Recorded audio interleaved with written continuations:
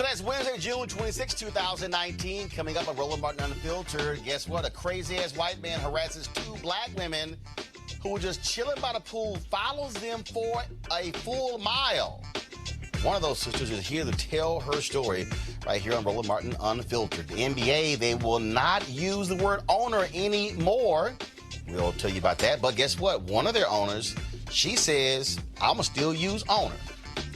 Stacey Abrams tells Congress to reinstate the Voting Rights Act, a key part of the Voting Rights Act that was thrown out by the U.S. Supreme Court 7 years ago. Also, Chicago police released video of Jussie Smollett wearing a noose.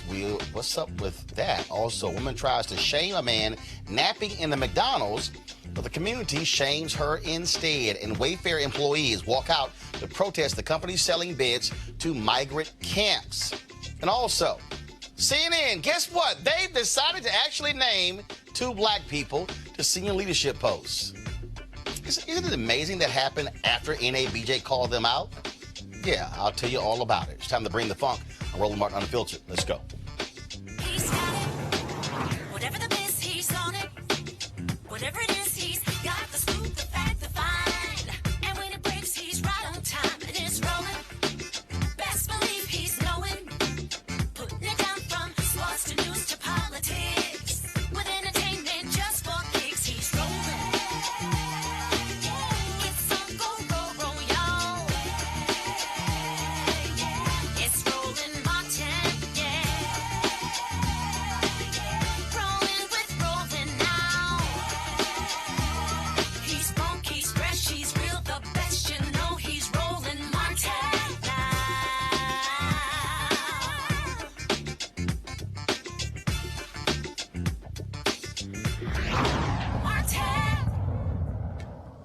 All right, folks. Time for another crazy-ass white person. No charcoal grills are allowed. I'm white. I got you, huh? Illegally selling water without a permit? On my property. Whoa! Hey! I'm uncomfortable. All right, y'all. White guy in Maryland called the police on two separate groups of black women who were at an apartment complex. It happened at the swimming pool inside of the Addition Apartments in Hyattsville, Maryland. It took place this weekend. Here's Poolside Nick in action. Still recording. Physically attacked by this woman. Physically attacked. By who? He said these women earlier, now it's this woman. What's your story, baby? Because I haven't touched anybody. Oh, really? Yes. I've never I touched you. you. were recording. I'm sorry. That's funny, because your I would've video is been going to be a more bunch of careful, lies. White people love to lie on black women. White people, literally, this dude left his apartment. He left. I'm racist! Black. Actually, you can't get arrested for being racist, because you still out here. Come on. I didn't know black people can be racist. Black people cannot be racist. Y'all Okay. literally rape and steal people from land. Okay. So shut the fuck up. Still recording. I'm in my This bikini. man been following us for over a... Well, then Poolside Nick posted his own video accusing these sisters of assault. This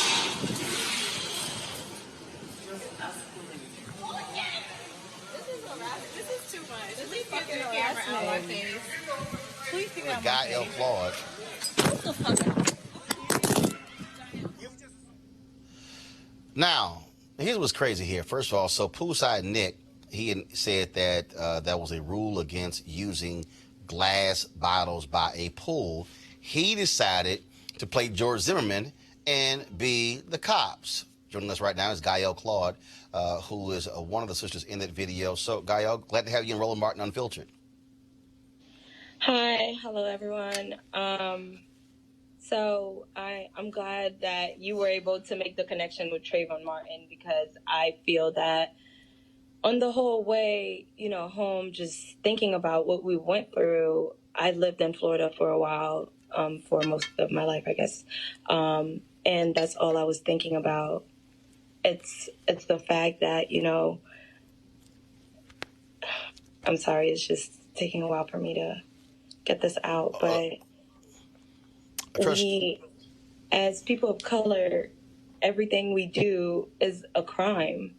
We were at the Addition apartment to sign our lease, We spoke to a leasing agent. We got there at 1:30.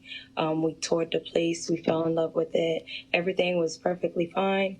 The leasing agent invited us back to, enjoy, just kind of get a feel of the complex before we actually move in, which we were actually really excited about because not many places will allow you to do that. So just as I told in my caption on Twitter, we were by the pool. We were just enjoying the weather. Before I brought out the bottle, I did ask the lifeguard if it was permissible around the pool, because I do know that certain areas will not allow you to have glassware and whatnot. And the lifeguard was perfectly fine with it. Randomly, I caught Nicholas staring down from his balcony, which at first was okay because, I mean, that's normal. That's his place of residence. I didn't find that weird. It went on for a few minutes. Then I started feeling uncomfortable. Honestly, I wasn't thinking anything. And like I said, I know a lot of people have been saying Black people can't be racist. You literally cannot oppress the oppressor. So no, Black people cannot be racist. I wasn't thinking about color. I just waved just to let him know we're aware of his creepy actions. Well, yeah. So I mean, look, you're by the pool, and both of you are there. Both of you in bikinis. You're enjoying yourself. You have some wine there. You're trying to chill, and I don't care who you are. If some dude is staring at you constantly, you're like, what the hell is up with this guy? So he was watching you from his apartment, and then he decided.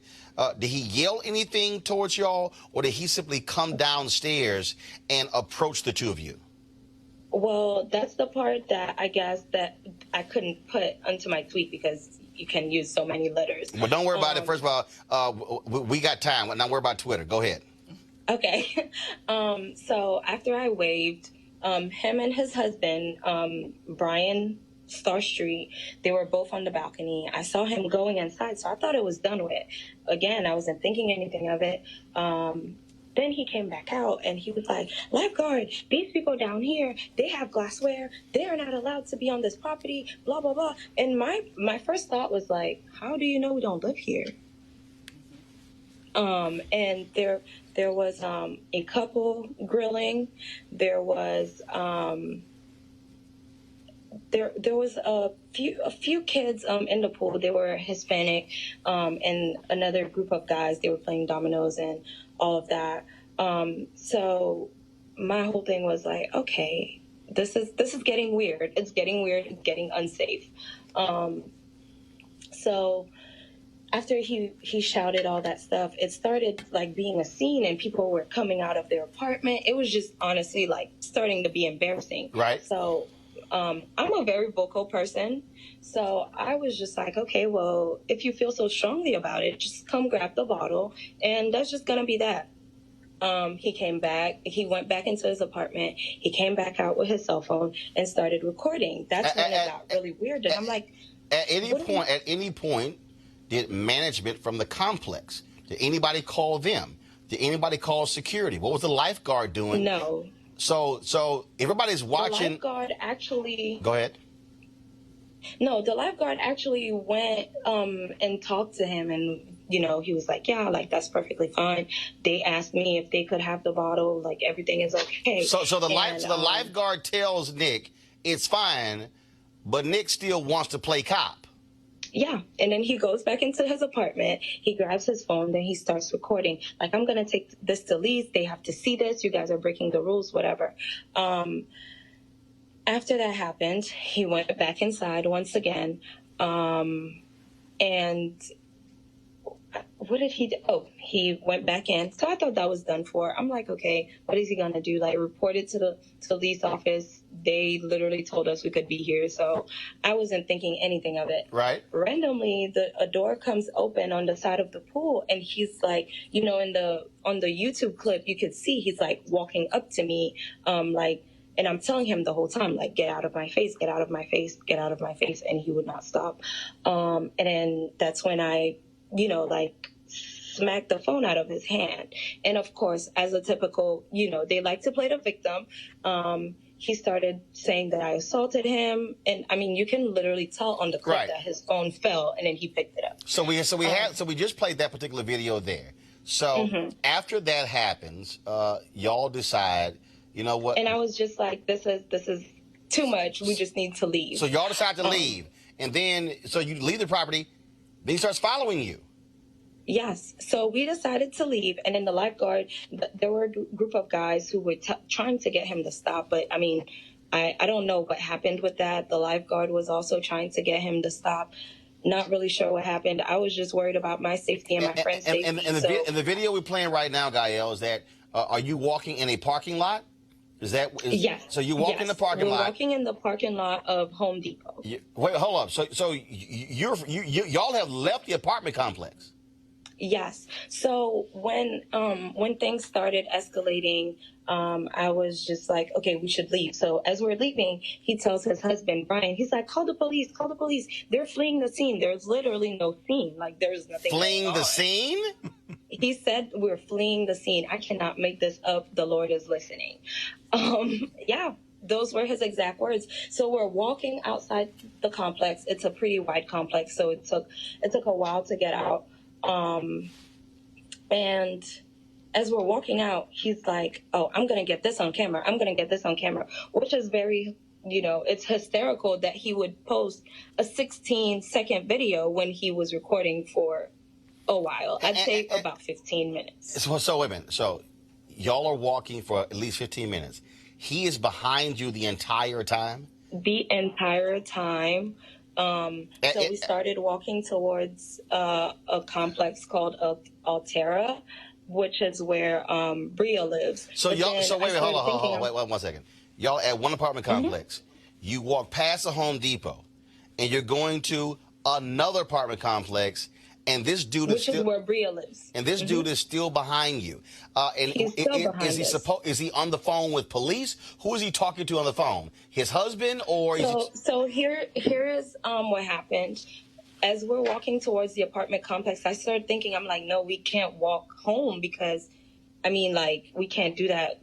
We didn't know what he had on him. We just didn't know. So I was just like, let's cross the street and go into the Home Depot. So we were walking into the Home Depot and like we're crossing the street, we're into traffic and I'm yelling to everyone. I'm like, this white man is following us, get him to stop. Like he's been harassing us. And no one helps. No one's even looking. No one even looked twice. So, I'm sorry. Like, that's really No, I understand. Take your time.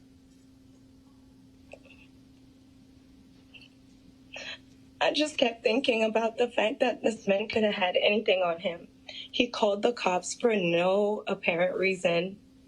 We weren't trespassing. There was no reason. So when we were in the Home Depot parking lot, which is where the clip was filmed, the one that I posted on my Twitter, he's, going off. He stopped recording, of course, to call the cops again to let them know, oh, these women assaulted me. He couldn't even get his story together.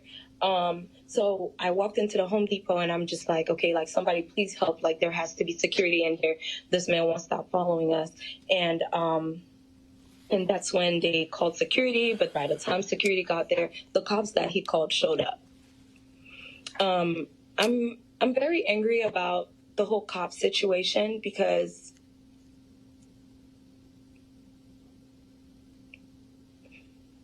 take your time. When the cop showed up, he did the whole he said, she said thing, of course. And I hate to pull like the race card, but clearly it was a race thing because if it was a couple of Caucasian women walking and a black man was following them, no questions would have been asked. The guy would have just gotten arrested. So when the cop came, he listened to our side of the story. He listened to Nick's side of the story. He asked us, oh my God, he asked for us to exchange information because Nick claimed that he got assaulted and we claimed Whoa. Exchange information. This is not a car accident. Exactly. So if exactly my point. if he said he got assaulted, I mean, the law says that you go in, file a police report saying I was assaulted. You don't exchange it. You don't exchange information. I think the cop was just playing like the whole like good cop game. He didn't want to get involved, so he asked us to exchange information, which is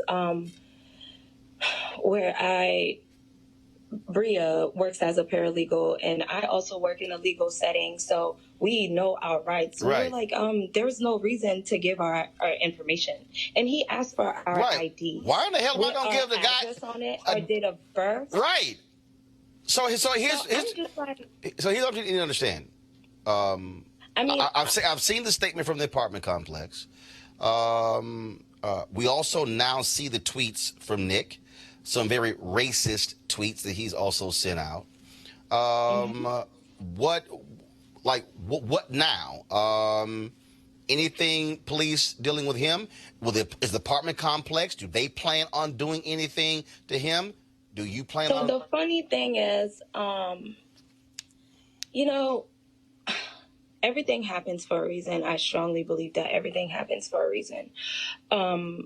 We called the complex to tell them what happened, and originally I called on Monday first thing in the morning. I called, and they said, okay, come in whenever you can, blah blah blah, we'll talk to you. Then I received a call again, and the lady, the person that called me, she was like, well, instead of coming in, why don't you write a statement and you can come in on Tuesday, at 1 p.m. So I don't know what changed, but I was like, okay, makes sense. I'll get all my proof together. In the meantime, so many people were writing me, telling me they experienced the same thing with him. So I'm like, okay, perfect. I'll use all of this evidence just to kind of One second. So after you posted this on social media, other people reached out to you and said that they have had similar experiences with him in this same apartment complex.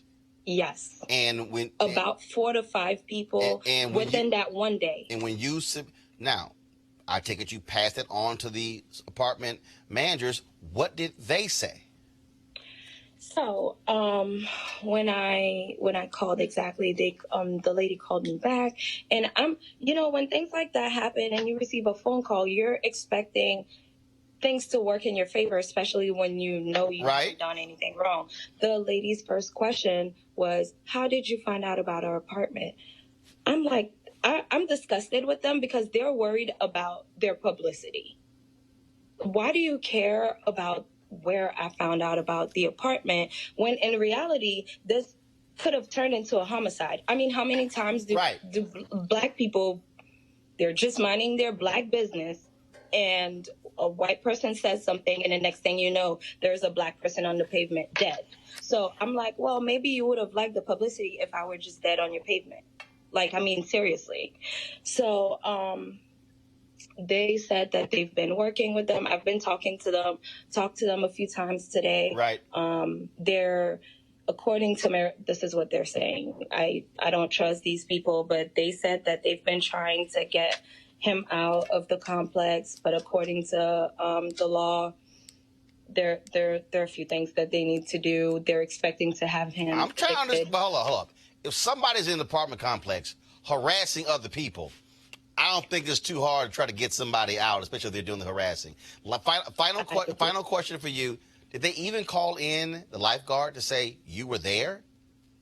Can you tell us what happened? I actually don't know what happened to the lifeguard, but I must say that yesterday when I went to talk to them in person, the leasing agent denied us being there.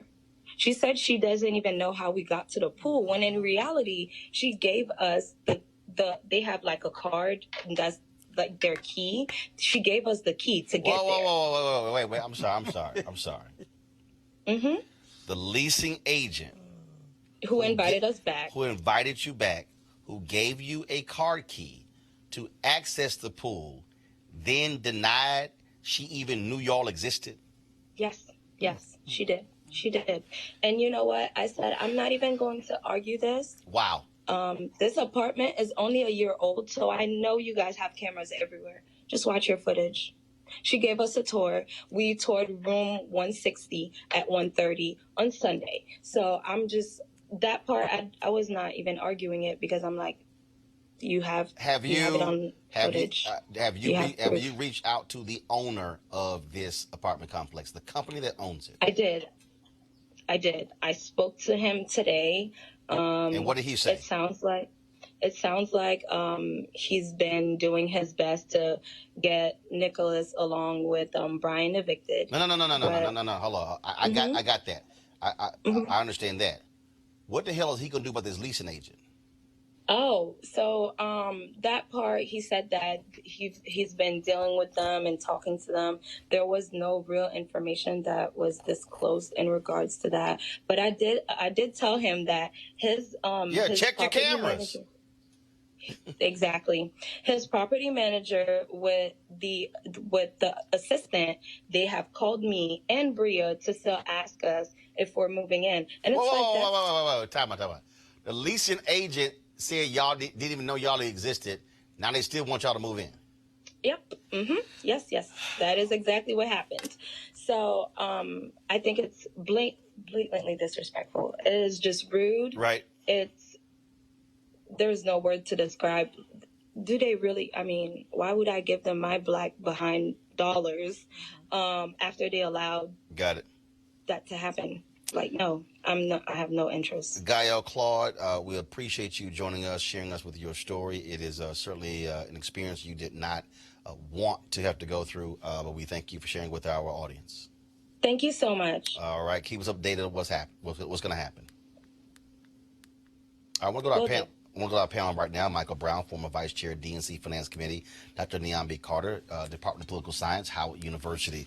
Niambi, I'm going to start with you. And this is the thing that, just like yesterday, we had the sister on who came out of the subway and these cops were accosting three juvenile boys who did not do what they were stopping them for. This is what white folks don't understand. You just trying to live your black life. Right. And you got some white boy in this apartment complex who decides to play cop and literally accost them, and they're having to explain why they were there. It's crazy. Well, I mean, he stalked them is what he did. Yes. And not only that, the number of times he went in and out, that's a threat. Getting in her personal space, that's a threat. And for what? It was not any of your business. You were not the rule enforcer. And I think what's more insulting than anything is the fact that he used his autism as a defense for his racism. I've never heard that leap. But he made it seem like, oh, this rule violation is just sort of a tick of my condition, and so I had to just. How about you go sit your ass down in your apartment and that, Michael, is really the reason we have this segment, crazy ass white people. White folks can't mind their own damn business. The white woman who lost it when a car was 2 inches into the walkway threatened to call the cops. The white woman in Oakland, the brother was barbecuing, I'm calling the cops. The little black girl in the Bay Area selling some lemonade, white woman, you got to have a permit, she called the cops. The white woman in River Oaks in Houston, the black woman is pushing a stroller on the sidewalk, and this fool, you can't be blocking the sidewalk. Ain't nobody else out here, and you tripping about the sidewalk. What you have is, I'm using George Zimmerman for a reason, because it's white folks who are walking around acting as if they are the cops, the judge, the jury, and they see it as our job is to keep you Negroes in line. And that's, and you and we've talked about this. I love this segment. We've talked about this, I don't know how many times, but 45 has empowered folks to act this way. They feel they can act this way. That's why I would love, I don't know if your staff has done a percentage on, because you've been very successful when you show these white folks lose their jobs. I don't know what your percentage rate is now. It's pretty high, but he needs to lose his. Oh, right. Look, him and his husband, you need to get kicked the hell out of the apartment complex. And I've been following this on Twitter since yesterday when this video first came up, and people have already contacted folks' employers. They have added all of their employers. They have shown other videos, because this man has a YouTube page where he has put these women's names both of their names. He's done this to a black man where he had his license plate number shown. I mean, this guy's a menace. He is a routine abuser. He's a serial offender, and he goes after black people. I mean, his autism clearly only works when he sees black folks. So he is the real problem here, and I feel horrible that what should have been a joyous moment, a sort of momentous occasion in a young person's life, getting your apartment and doing all these things, was turned into this really ugly, scary event. And this man right now is still living in his apartment in the addition, who is clearly in cover their butt modes and trying to disavow all knowledge of these women, which I don't even understand, when they've done nothing but enjoy the hospitality of the leasing agent. They weren't there breaking any laws. They don't have any trespassing charges. They weren't doing anything other than being someplace that this white man didn't want them to be. And he's done it to other black folks at this same property. He's done it to, I mean, people were just commiserating online about how often this guy has done this to people. He's done stuff in Seattle. I mean, this man is a habitual line stepper. And speaking of Seattle, I remember there was some white man who approached this brother who worked at FedEx. And he rolled up on him, and the brother knocked his ass out, and homeboy died. He had some kind of condition. Oh, he died. And I keep saying this. I'm telling you, white people, y'all keep doing this to black people. One of y'all gonna get shot in the face, get run over by a car, because you're gonna come up against the wrong black person who is not gonna be calm, who is not going to take it, in a mild way, who's not gonna try to diffuse the situation. And I'm telling you, Michael, that's going to happen. One of these stories is going to end in a tragic way because these nosy white folks cannot mind their own damn business. And I think, is it Gael? Is that her name? Gael? Yeah. The point she made was excellent. She said, can you imagine, switch everything around. Mm-hmm. Two white women walking down the street with a brother with a camera. Absolutely. We all know what would have happened. Ain't no way in hell. And they were asking for assistance along the way, along this mile. And I know exactly where they are. It's a well-traveled place. It's the middle of the day. There are people around, and they are asking for help along the way. And no one even intervened and said, hey, can we call the police on your behalf because you're being harassed? But here's the thing. And again, this is the thing that we dealt with yesterday, the sister who was on. Mm-hmm. First of all, the brother who intervened with those juvenile boys spent 2 days in jail. Yep. She said, I feared for my life that also I might go to jail, I might lose my job, all sort of stuff. And so again, what happens is psychologically for us is, now if I intervene, all of a sudden my whole life can now get turned over. Or depending on what happened with these cops, hell, I might end up getting shot. That's right. And that's also that trauma that we also, I think, have to deal with. And so people, and this is what I think what white folks don't understand, what it means to be black. What it means, even if you are an African American with means, when you're being stopped by cops and being asked, is this your Rolls Royce? Is this your Mercedes? Is this your Lexus? As if we can't own those things. This is the reality about being black in America that they have no idea about. And so this was just two sisters trying to be by a pool. Well, this is how whiteness gets weaponized, right? I mean, these people this man was using the police as his own personal bouncer. Precisely. Right? Move these black people out of my way. Or the case in Chicago, where the white boy at Walgreens calls his friend, a former security guard, and he literally comes there, shoots and kills this sister. Yep. She's dead, and again, because they accuse her of shoplifting. Right, and this is not your job, right? This is not what you do. And even if it was shoplifting, you mean to tell me this corporation can't recover whatever small item she took, and that's not an executable offense. Not a proportional response. Right, precisely. Not. But she's black, right? And so, of course, black women are beyond being damsels, right? We never need protection. We never need saving. We never need assistance. And this is the kind of thing that Gael and her friend Bria unfortunately had to experience. And I am thankful these young women are alive, intact, not in jail, not in the ground right now, because that could have very well happened. To hear about that, expose everything that fool has said. Oh, yeah. Everything. I hope he loses everything he has. All right, so we'll go to our next story, folks. Well, the NBA, probably the most progressive of all sports leagues out there, they have decided that they're no longer going to use the term owner. Some people say that's an issue because you have largely African Americans on the court, and it brings up slave connotations. So the question is, Does that make sense? And again, NBA is 75% black. And they're saying owner doesn't sit too well. The NBA commissioner, Adam Silver, had this to say about this issue. I got to ask you. So the 76ers owner moved away from the term owner and now goes managing partner, right? Do you see that happening more in the NBA? Do you like the idea that moving away from that term owner? I do. I don't want to overreact to the term because, as I said earlier, people end up twisting themselves into knots, avoiding the use of the word owner. But we moved away from that term years ago with the league. We call our team owners the governor of the team and alternate governors. But so I think it makes sense. As I said, I don't want to overreact, and you'll find the word throughout memos over the past decade in the NBA, but I'm sensitive to it, and I think to the extent teams are moving away from the term, we'll stick with using governor. Now, the owner of the New Orleans Pelicans, who also owns the New Orleans Saints, she has said she's going to stick calling herself an owner. Well, let's see what Zion Williamson has to say about that. Joining us right now is Raina Kelly. She's the managing editor for The Undefeated. Raina, just your thoughts on this issue here. Adam Silver clearly listens to his black ball players and their thoughts on this issue. He does, and that's important because from a point of racial trauma, and we're all dealing with the racial trauma of We Were Five, of Central Park Five,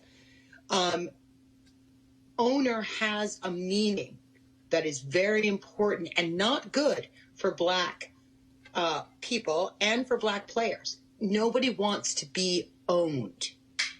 Obviously, that's a sensitivity. And I think Adam made exactly the right move. And what we also are dealing with, again, is a change in phraseology and also this reaction. Let's also remember, this is also the NBA, where you had Donald Sterling, who Adam Silver kicked out of the NBA because he truly ran the Clippers like a plantation. I agree with you. Here's what I think is the issue is, and I think this transcends basketball and goes to all sports, where you own a team. You own a team, which means you own certain trademark rights, you own certain rights to have you do not own players.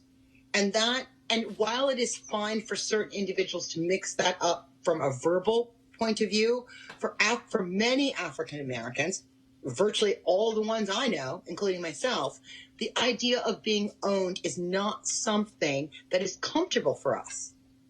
You know that. Oh, absolutely. And I think what you also, again, you also are seeing that by doing this, it also causes the folks who actually run these teams to not see themselves as essentially, you're my property. I think back when LeBron James left the Cleveland Cavaliers and Dan Gilbert pretty much had this reaction of like, how dare you leave when he had the damn right to leave. Well, I mean, that's a fascinating concept, right? And that goes beyond words. I know it's very common in our self-care, namaste kind of world to say, change a word, change a thought. It's not as simple as all of that. So you can take the word owner out of everybody's vocabulary. However, the idea that you own not just a team, but everybody who plays for it and thus their destinies is going to remain whatever word you use. What needs to be different is the idea that an individual player, just like an individual employee of any company anywhere, can go and do what they choose. You're not owned by anybody. All right, Raina Kelly with The Undefeated. I appreciate it. Thanks a lot. Thank you. What do you think about this? I actually don't. I mean, I agree with her in the sense that unless we change the way that people see these players and are not trying to interfere with their individual agency and their own conscience and in their ability to speak their political conscience, then it's important. But if you still treat people like you own them, changing the name from owner to governor won't really have much effect. And you know, I'm sort of, you know, not impressed by the decline in the use of the term in the NBA. I probably agree with the doctor on that. First of all, the players are under contract. They're not owned anyway. But you do have to respect and understand the difference in cultures in each league. Mm-hmm. The NFL ownership would never change their name. Right. Hell no. They would never do it. The NFL is the absolute closest that will be. to this. No. First of all, how they operate is, no, we own your ass. That's how they think. That's how they operate. We tell you what to do. You don't tell us what to do. Right. And I think the idea that I am paying you, so then you do belong to me, right? They don't view it necessarily as a wage, right? But perhaps as a price you pay to own someone. Now, these are very handsomely compensated people, so I don't want to push that slavery analogy too far.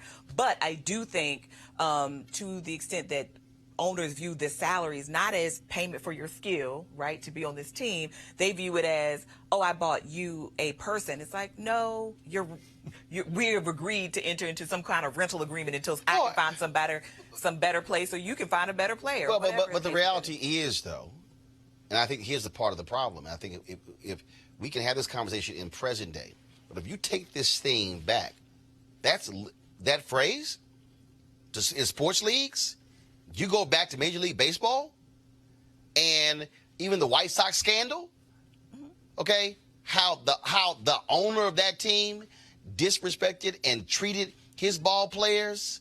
I'm not giving you raises. And so I get it. The NBA, I think what they're doing is smart. Frankly, you can call them CEOs or whatever. I have no issue with what the NBA is doing. I think absolutely what they're doing is, as Raina said, when you change a phrase, change a word, it also does indeed change the meaning.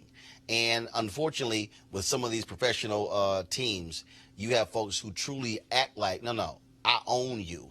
I control you. And again, we're not for Curt Flood in Major League Baseball, the reserve clause.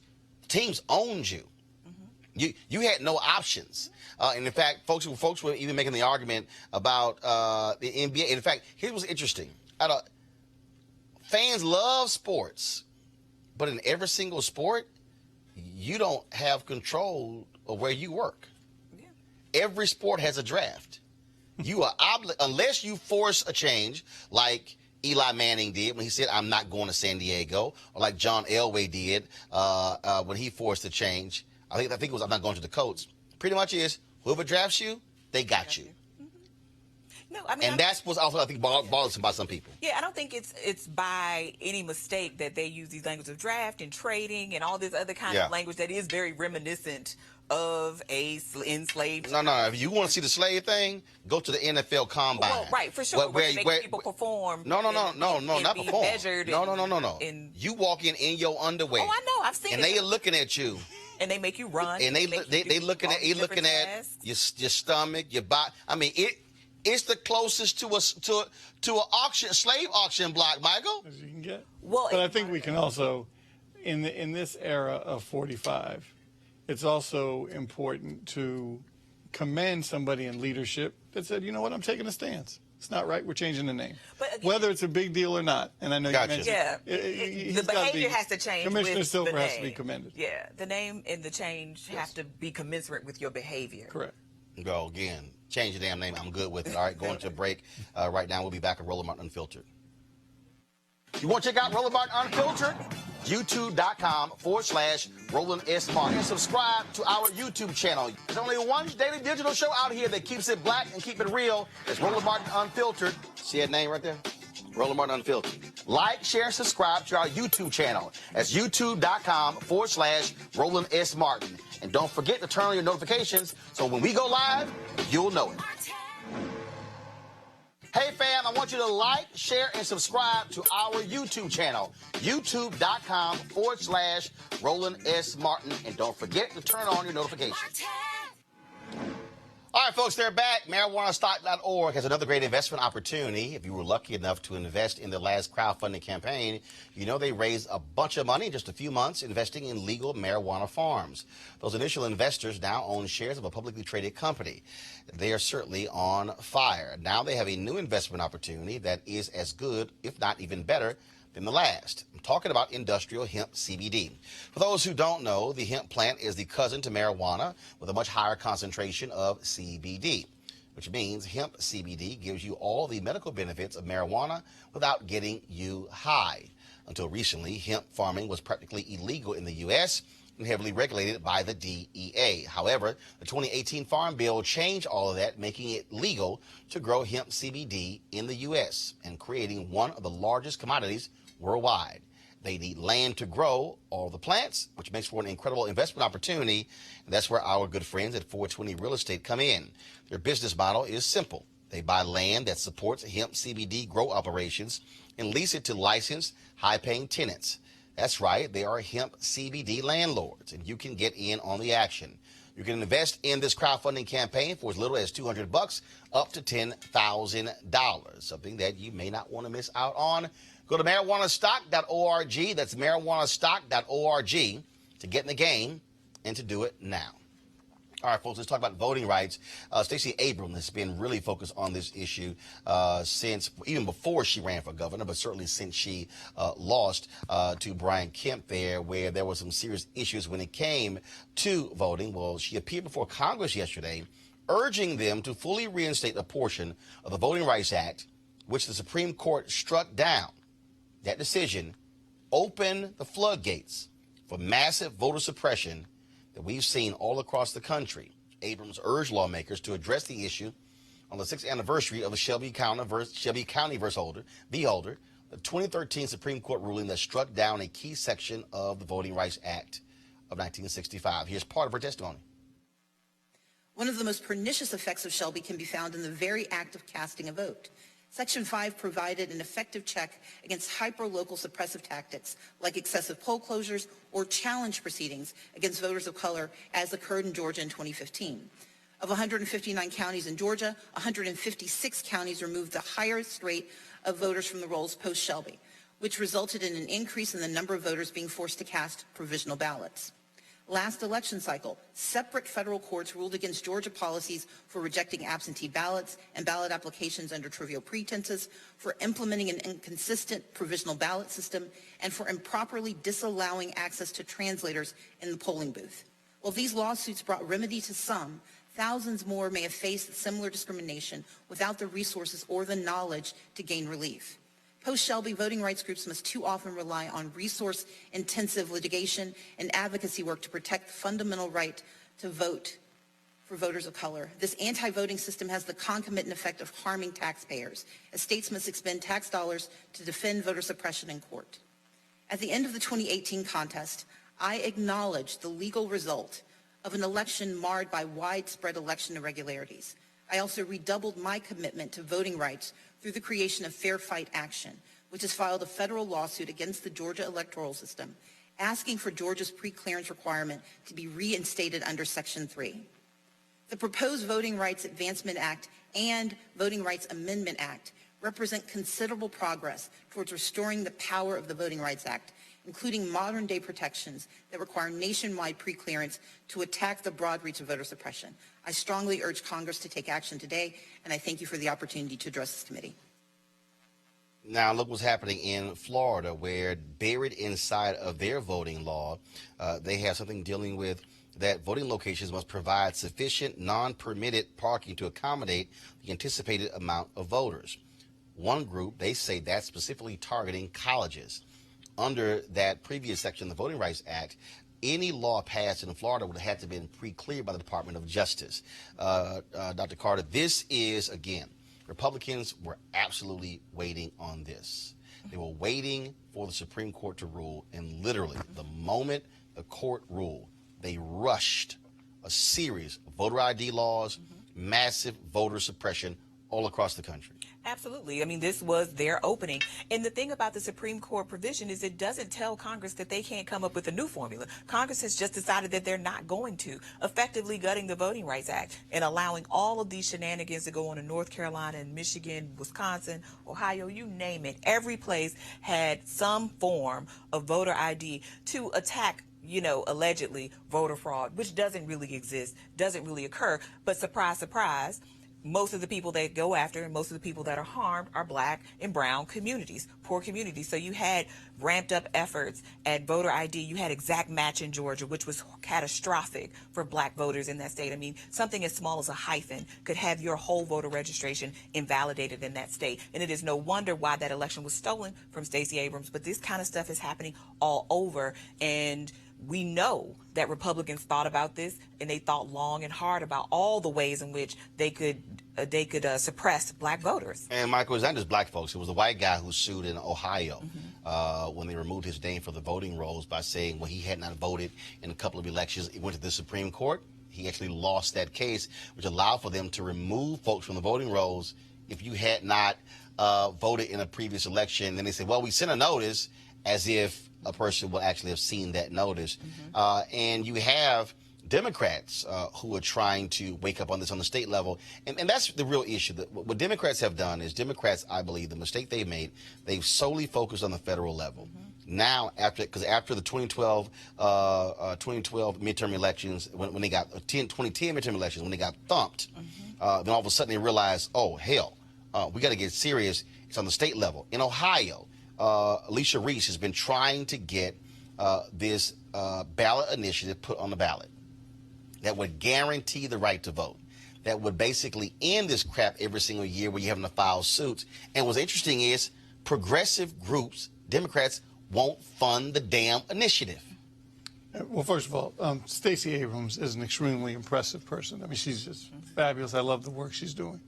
But we've had an opportunity for some odd reason, and we know the reason, but, the Voting Rights Act should be permanent. This is not something that should come up every First, decade. Shouldn't even be a damn need for a specific act. Of course not. It's ridiculous. I mean, that's first. But we've had two opportunities over the last 25 years. In Clinton's first term, you had the House and the Senate. Obama's first term had the House and the Senate. So we've had opportunities to try to make it permanent, but of course it wasn't a priority, and we'll get to it.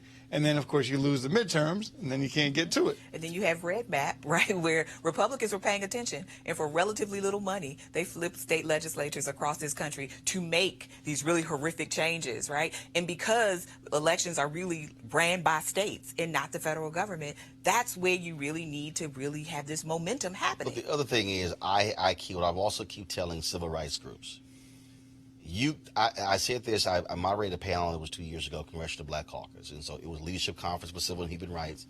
It was Sherilyn Ifill, NAACP, LDF, the California Secretary of State.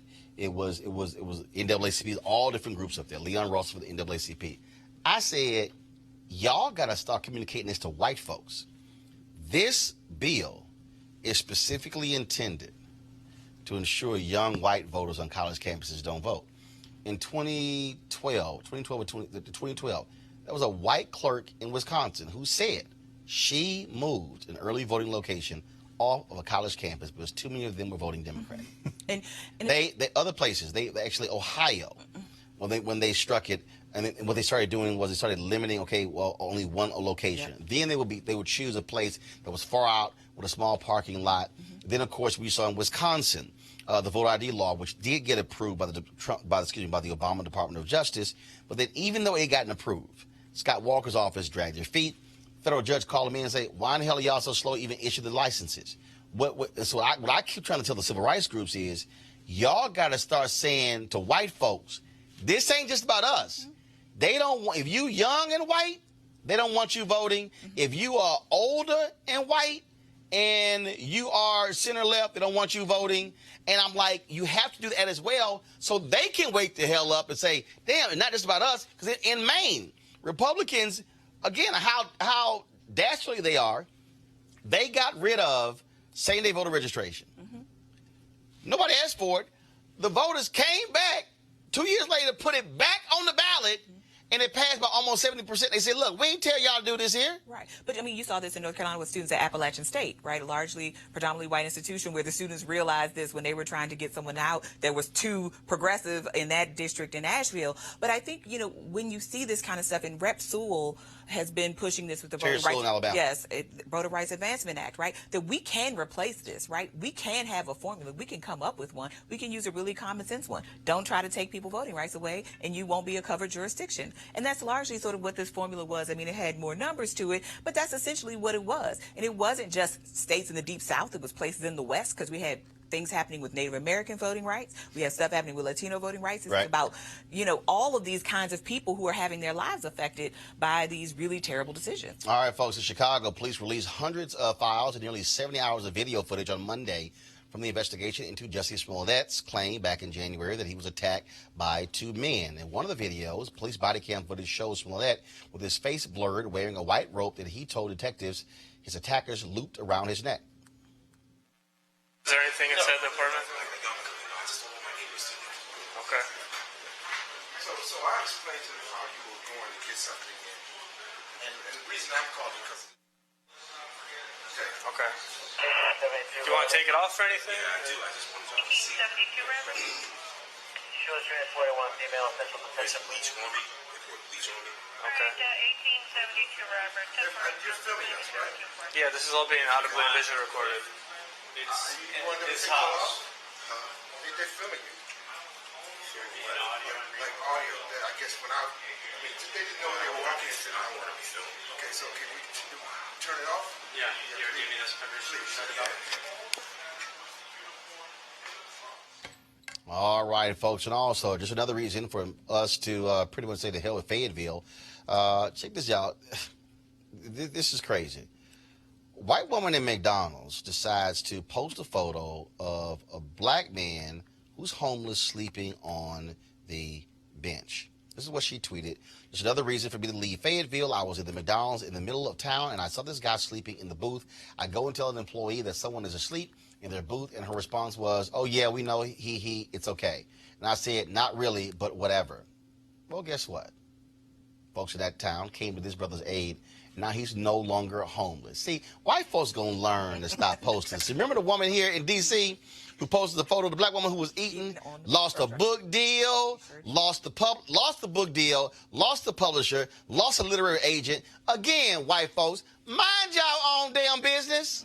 I mean, this young man, you didn't know his story. You didn't know anything about him. And to try to embarrass him publicly, and I think that's the pernicious thing about social media. You took a picture with him without his permission. You posted it and basically said, "Look at this lazy Negro laying around here." You didn't know this man's story. The employees weren't bothered. He wasn't bothering anybody. There was nobody around. Mind your business. Get your food. You could have ate your food quietly. Now, luckily, fortunately, this young man was able to see some bright side out of this, but he's a young father, he's working, and this is also something about having a living wage in this country, that it's a terrible thing that this young man can go to work every day and can't afford a place to live.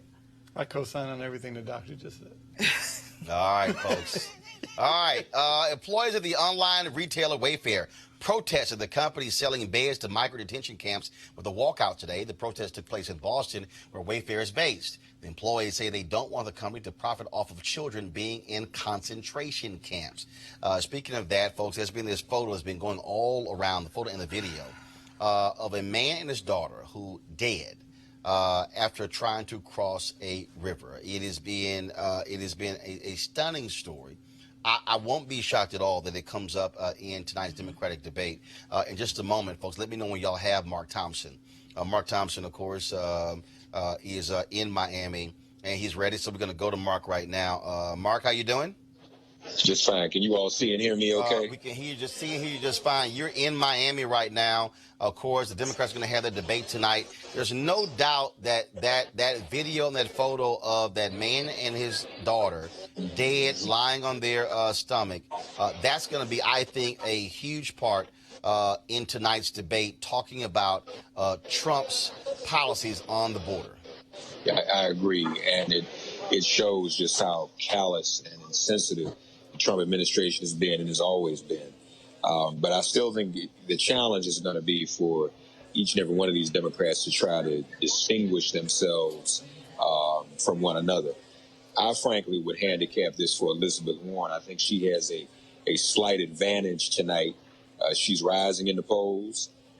She's got a lot of substance to what she has to say. So we'll see how it goes. Cory Booker's here tonight as well. And as I've said before, Cory's probably the best orator of all of the candidates. But I think you're right. I think all of them are probably going to delve even more deeply into the administration's immigration policies. Well, you talk about, again, all the folks who are going to be there tonight. Beto O'Rourke is also going to be there, Julian Castro. I don't think, everybody's going to talk about it all day. I don't think for a second it's going to be down in the dirty and muddy because it's the first debate. Nobody wants to come off looking like a damn fool, pissing off the core Democratic base.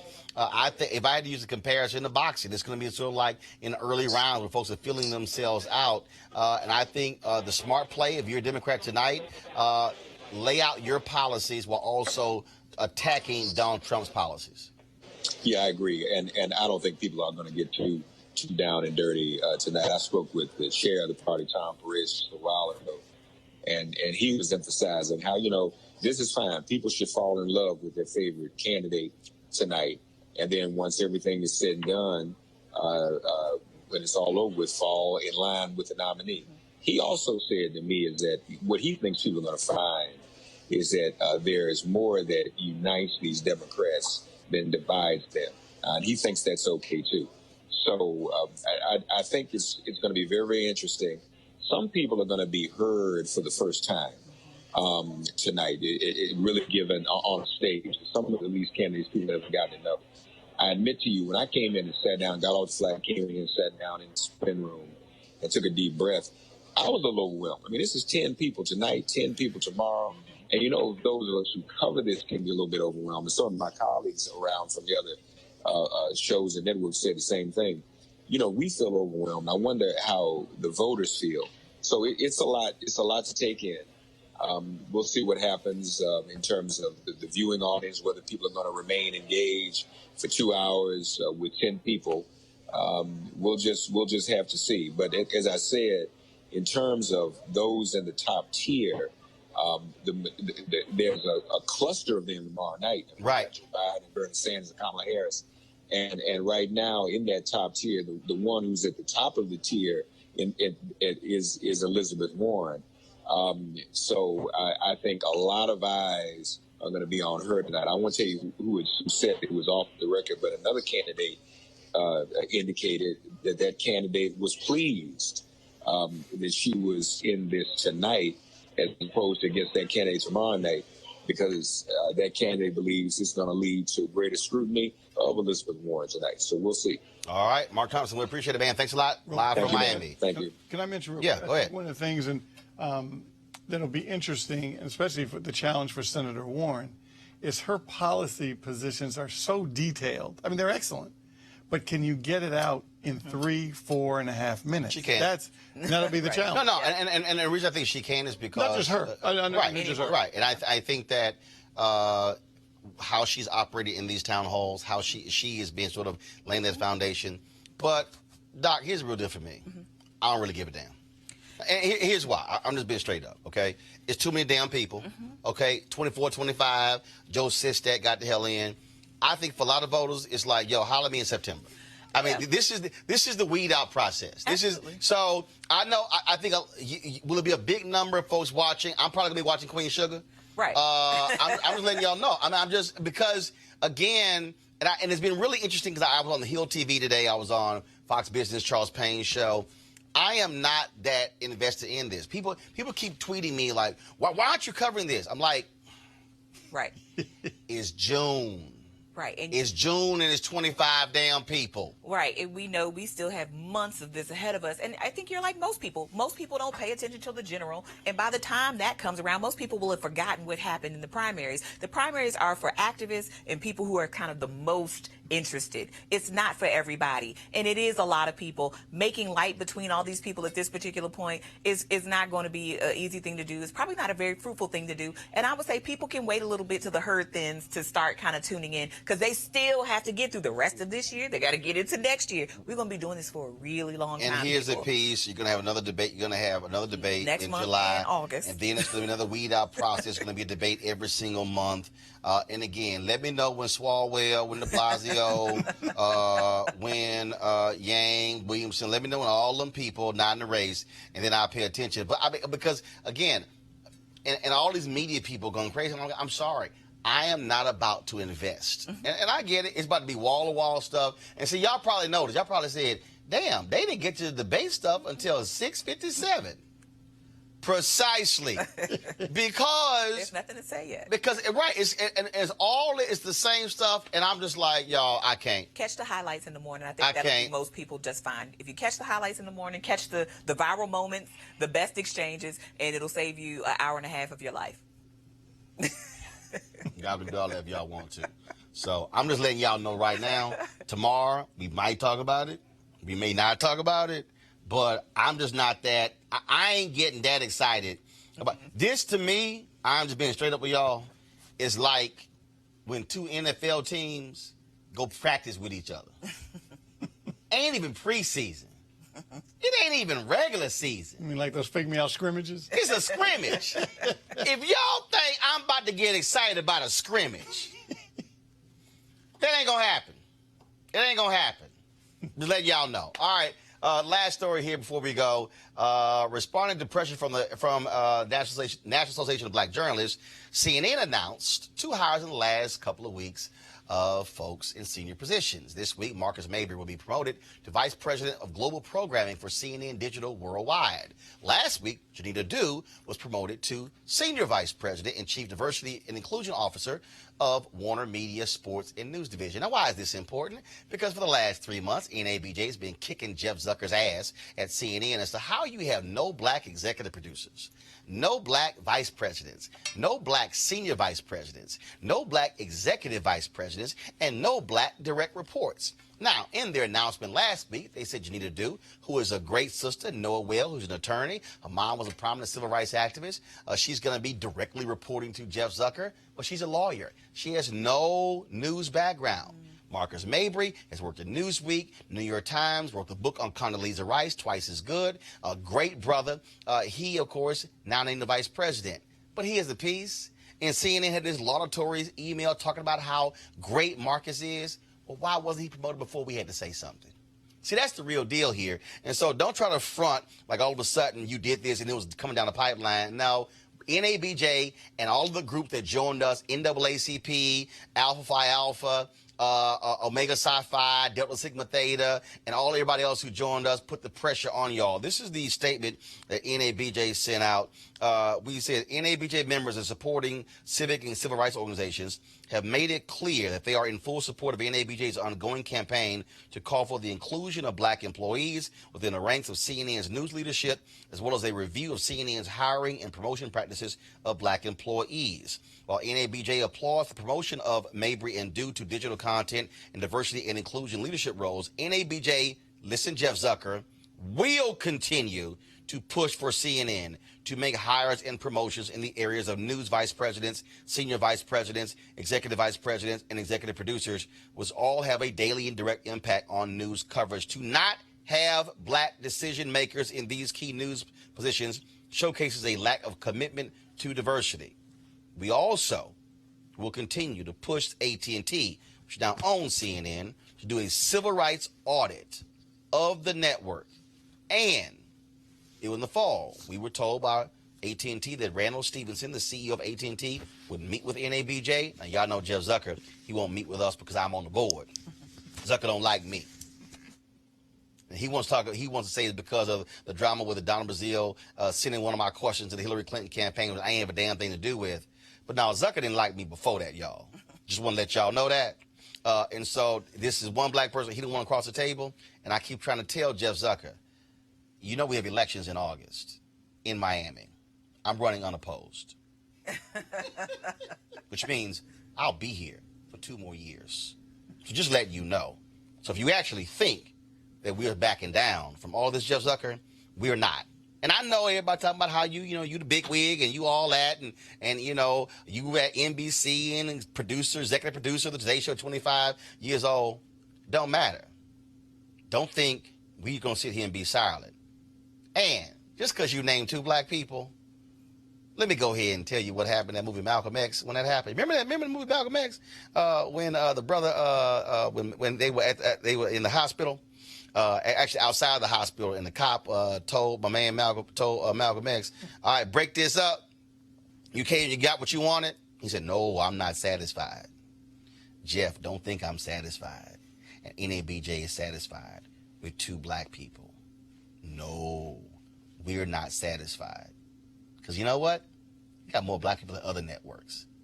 And for all y'all out there who also been commenting on my Instagram page and Twitter page saying, why y'all big and white folks? Why can't we create our own? Well, the reality is we have created our own. I created this show. There are other black newspapers and websites. There are black cable networks.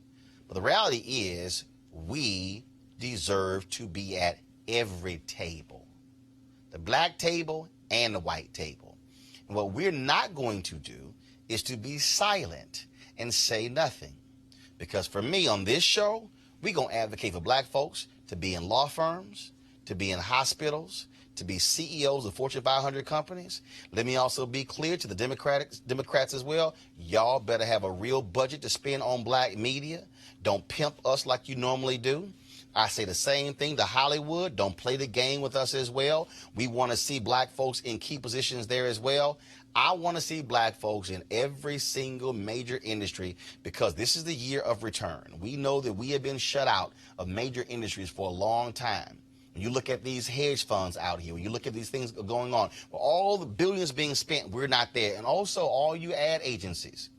See, that's the next thing I'm about to start dealing with because see, what's happening is our black ad agencies are shrinking because where it used to be a multicultural budget, multicultural now is mainstream. So the large white firms are now taking literally the dollars that were there for black firms and now taking that money. And then the white folks have no idea that we even exist. And so all of a sudden, you're seeing a shrinking dollar from black media. Don't think I'm not going to call y'all out as well. This is why we have to have our own platforms. Because if we don't have our own platforms, who's going to tell the story? CNN has a whole media team. Brian Stetler is over the whole team. They ain't reported one time on NABJ challenging them on their diversity. Now, they'll talk about everybody else's stuff. And then we'll talk about their stuff. And that's my point. We have to understand that if we do not have our own media, then somebody else is controlling the narrative. Somebody else is controlling the story. And then we're begging somebody else to cover what we do. That cannot happen. That's why you must support Roland Martin Unfiltered. So go to RolandMartinUnfiltered.com. Join our Bring the Funk fan club to help us make this possible. I want to thank Doc. I want to thank Michael for being on the show. And again, we're going to keep telling the truth. This show exists because we've got to have black voices speaking truth to power and letting folks know that when you do stuff like Poolside Nick, we're going to call you out and we're going to put you on television and we're going to put you on social media. When you're these companies and you're ignoring us and treating us bad, we are going to call you out. Y'all know my journalistic model is real simple. If you do good, I'm going to talk about you. If you do bad, I'm going to talk about you. At the end of the day, I'm going to talk about you. Holla!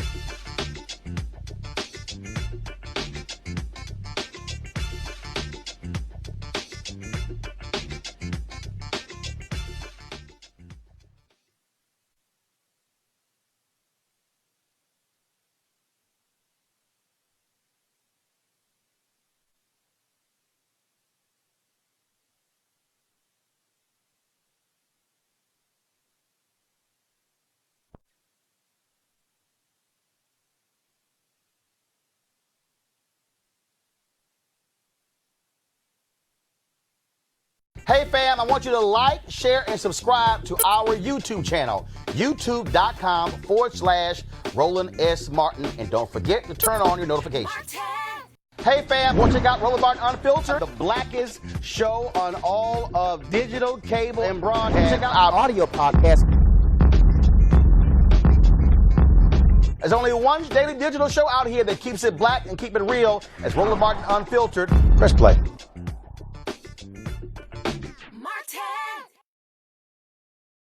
Hey everybody, this is Sherry Shepherd. You're watching Roland Martin Unfiltered, and while he's doing Unfiltered, I'm practicing the wobble. Yes, I am. Because Roland Martin's the one, he will do it backwards, he will do it on the side. He messes everybody up when he gets into the wobble, because he doesn't know how to do it, so he does it backwards. And it just messes me up every single time. So I'm working on it. I got it. You got Roland Martin. Hi, my name is LaToya Luckett, and you're watching Roland Martin Unfiltered. What's going on, everybody? It's your boy Mac Wiles, and you are watching Roland Martin Unfiltered. What's up, y'all? It's Ryan Destiny, and you're watching Roland Martin Unfiltered. What up, Lana Well, and you are watching Roland Martin Unfiltered.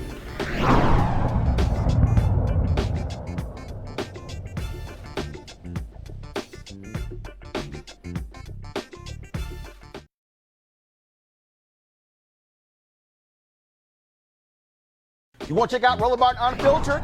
youtube.com/Roland S. Martin. And subscribe to our YouTube channel. There's only one daily digital show out here that keeps it black and keep it real. It's Roland Martin Unfiltered. See that name right there?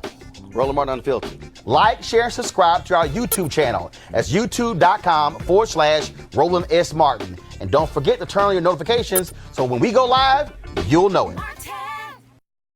You want to support Roland Martin Unfiltered? Be sure to join our Bring the Funk fan club. Every dollar that you give to us supports our daily digital show. There's only one daily digital show out here that keeps it black and keep it real. It's Roland Martin Unfiltered. Support the Roland Martin Unfiltered daily digital show by going to RolandMartinUnfiltered.com. Our goal is to get 20,000 of our fans contributing $50 each for the whole year. You can make this possible. RolandMartinUnfiltered.com.